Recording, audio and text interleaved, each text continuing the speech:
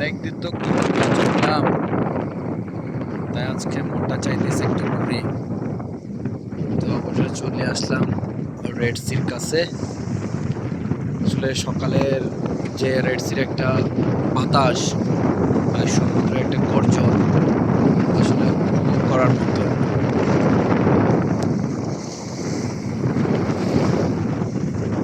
এটা একদম free beach, লম্বা একটা বিচ।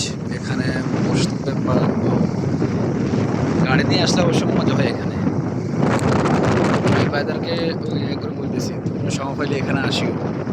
আসলে জায়গাটা অনেক সুন্দর, একটা শিপ আছে, শিপটা